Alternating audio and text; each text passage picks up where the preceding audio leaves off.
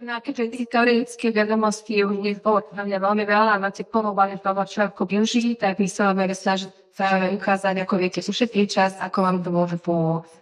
A budeme sa snažiť robiť to plastické veci, aby to nebolo vyčerpávajúce a jednoduché.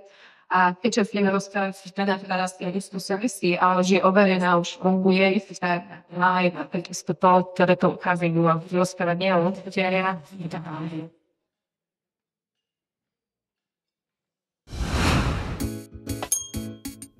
Smartbooks?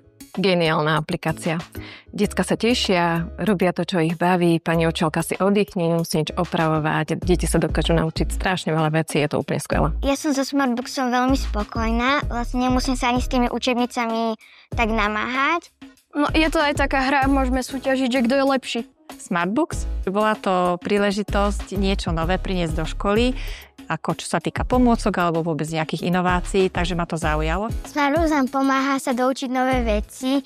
Moji rodičia sú veľmi s tým spokojní, že mi to ide a že mám ten Smartbooks. Napríklad ja mám túto triedu druhým rokom, učím ich anglický jazyk. A keď to porovnám, ako sme začínali v 3. triede so slovičkami, čo je teda gro jazyka, že pokiaľ nebudú vedieť, tak sa nepohnú, tak teraz sa tie slovička učia takou väčšou ľahkosťou a ich to viacej baví. Keďže Smartbooks tam aj učí a opakuje to stále, kým ten žiak to nepochopí, rovno im to tam povie správnu výslovnosť.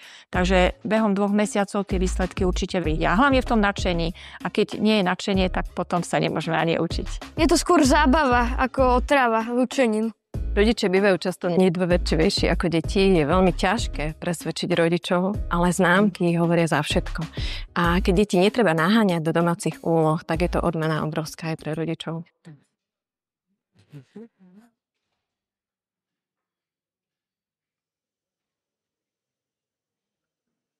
Takže ako dnes veľká ocenila, tak sme aj nevyhnutná a práve to, čo dnes spomíname, a Smartbooks je naozaj niečo pre blízke bytov, ktoré súvisí s tým, že ich majú rád učiteľi.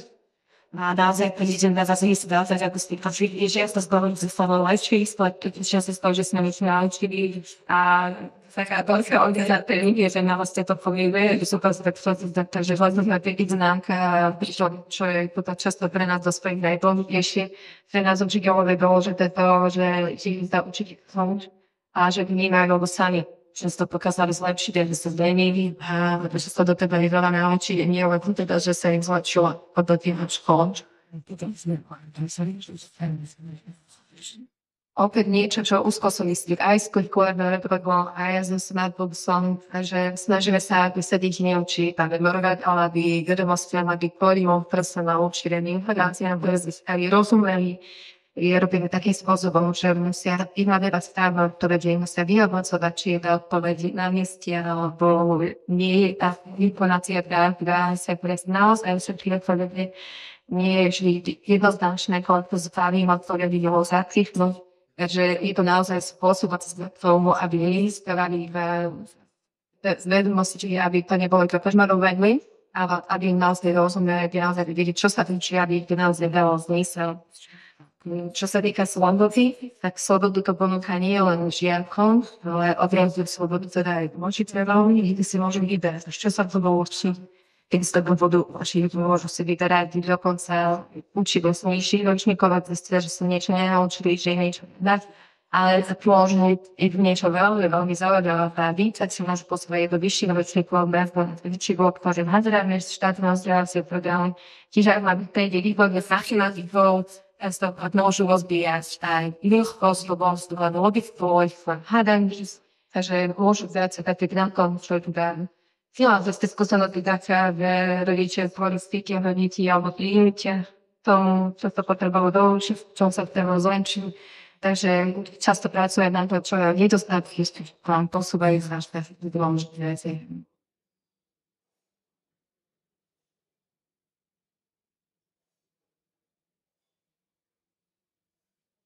Takže spoločné výhody pre žiakov, potrpanie úplne jasné v tomto momente. Ja za seba a za prax môžem povedať, že deti podporuje smácnosť, podporuje deti kritické myslenie. Naozaj vedia si hodne regulovať sami, ako je kolegyňa pre sami rozprávala svoje klasné učenie a regulovať si tú hodinu. Vedia sa dohodnúť, kedy budú pracovať skupinovo a vedia pracovať aj individuálne. Takže veľmi, veľmi kompetentní kontroluje a najpovažujú toho lepšiu svoje IKT zručnosti, vedia sa orientovať v online priestore a vedia používať aplikáciu častokrát lepšie ako učitelia.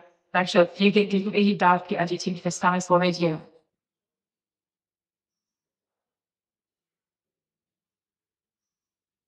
Je skúšal nejaké náročné pre učiteľa pripravovať sa a práve to je ako ten čas naozaj ušetriť. Smartbooks má všetko, čo bolo vynikajúco spracované a obrovitý čas ušetriť učiteľa dielať tie, čo ho nemusí pripravovať, že nemusí platiť hľadať, ale dokonca ho nemusí aj pomôcť.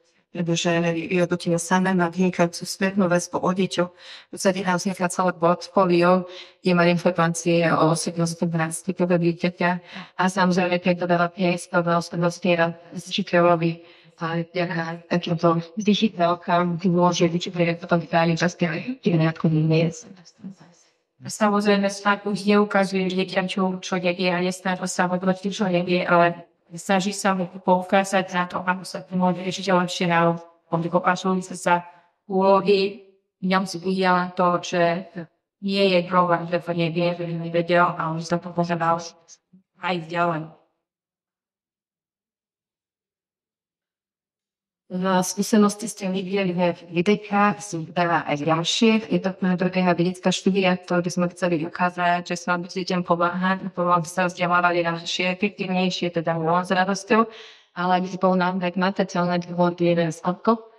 No, máme tady ešte jedné videjko, ktoré naozaj vykysletým dôkazom, ako dokáže povedať vektoru asi vystavené dôležité testovania a dôležité overovanie, ktoré učiteľia, teda štatizálci programu mali ako využívať.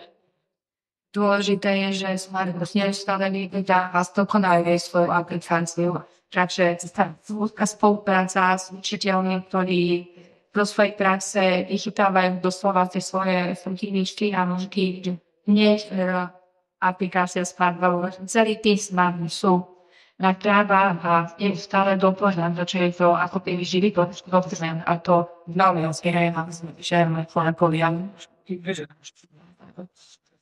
No, úzkosti si aj s osobnostným rozvojom, s mnohými vecami, o ktorých sme rozprávali dnes, ste boli na raných kruhoch charakter a Smartbook je naozaj efektívny spôsob učenia učiteľov, že si vytača.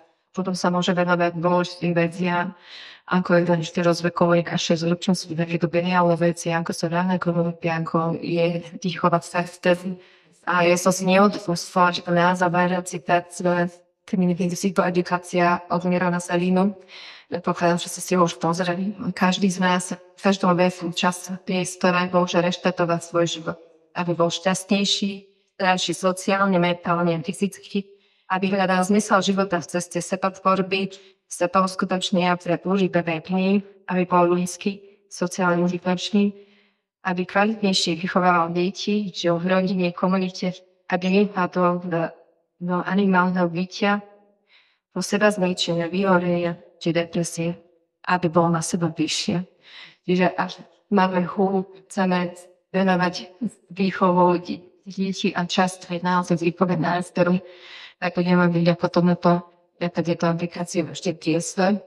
No ešte pripravím to video, ktoré som svojom.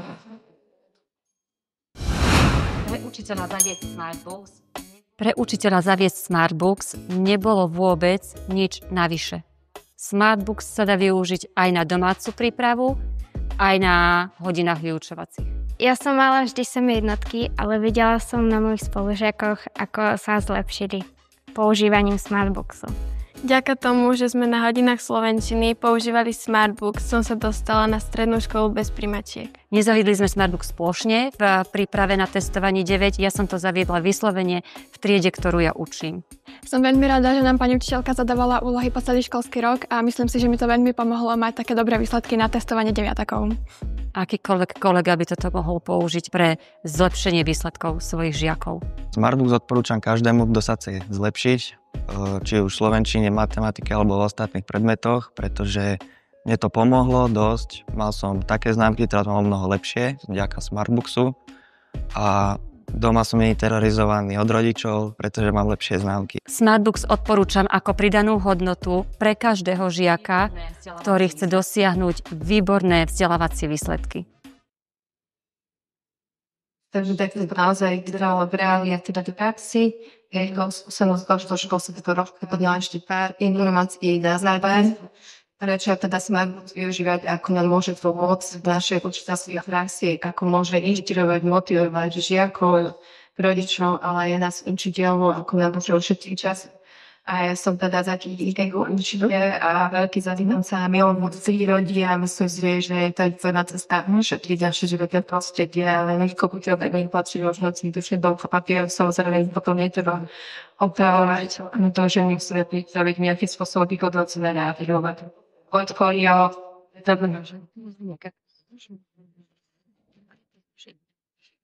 A ja možno len na záver z praxe, ako vyzerá taká hodina s prácou Smartbooks, ako každá iná. Začnete si svojou motiváciou, prejdete sa svojimi forítnymi výkladmi, predsvičovania žiakov a potom, keď sa naozaj zakoní, žiaci sa samozrejme rozdelia na to, že niektorí chápu rýchlejšie, niektorí menej.